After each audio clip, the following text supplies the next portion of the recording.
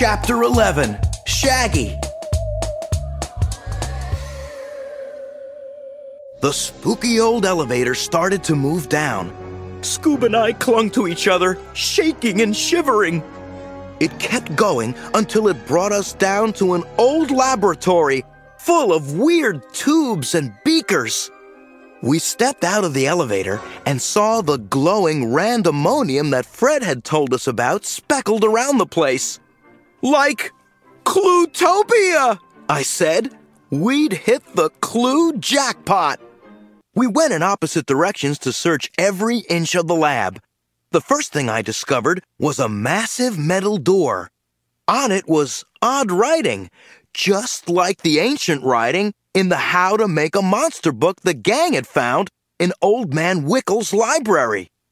I yanked hard on the door handle, but it wouldn't budge.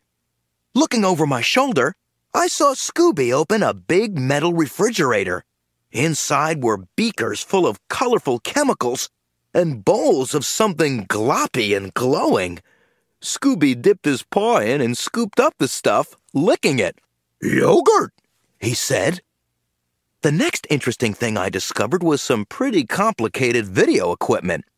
A camera on a tripod was aimed at a green wall, and a video monitor was mounted on another wall beside it. I stood in front of the green wall and waved at the camera. My face appeared on the monitor, but instead of there being a green wall behind me, it looked like I was standing in front of the Great Wall of China. "Look, Scoob! I'm in China!" I said, waving. I pushed a button and the monitor still showed my face, but now I seemed to be in front of the Eiffel Tower in Paris, France. Strange!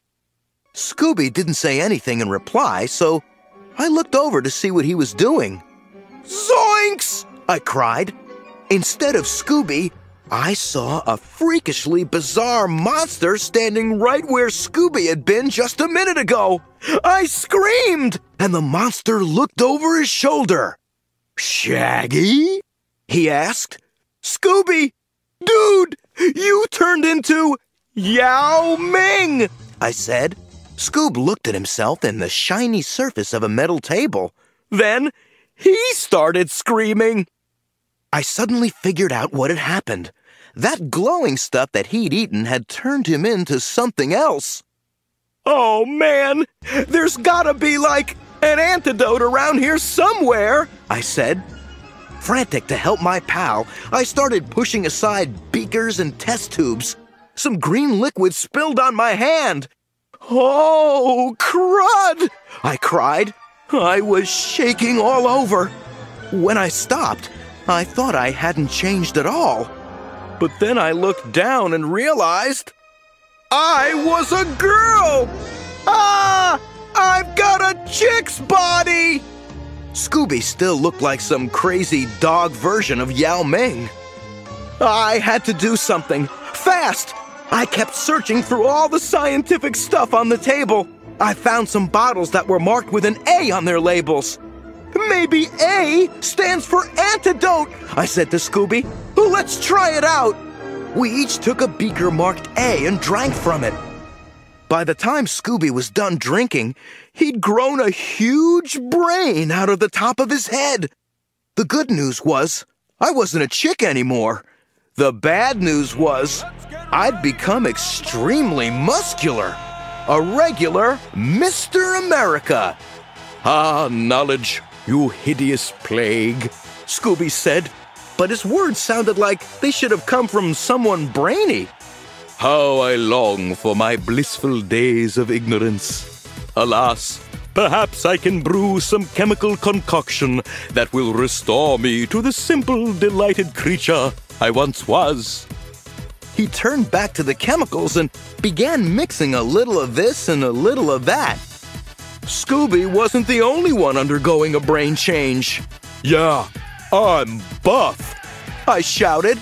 My mind as well as my body had become super macho. I felt out of control strong. "Check out my pecs, little man," I boasted to Scooby as I flexed my arm muscles. I flexed until my veins bulged and my head felt ready to explode. "Be still, oaf," Scooby scolded me as he mixed chemicals. Even though I wasn't a super genius like Scooby, I knew he was trying to change us back to our old selves. Our old, dumb, puny selves. "No way, Brainiac," I yelled, snatching a beaker out of his hand. "I'm gonna stay this way forever." I tossed the beaker toward the huge door. "No!" Scooby yelled. Too late! Kaboom! The beaker exploded in a giant black cloud as it hit the door. The sound of our coughing filled the room. But when Scoob and I stopped, we heard other hacking coughs in the room. In another few minutes, the smoke cleared, and we saw Velma, Daphne, and Fred just outside the elevator. "This dithering buffoon practically killed us," Scooby explained to them. "Go boom," I said, stunned by the explosion. Scooby held out a beaker full of chemicals to me. When I didn't take it, he grabbed my head and poured it down. Then, he gulped down the remainder. More shaking, and then we were back to ourselves. "Whoa!" I said, holding my head. "What the heck?" Fred asked. "I invented a potion," Scooby told him proudly.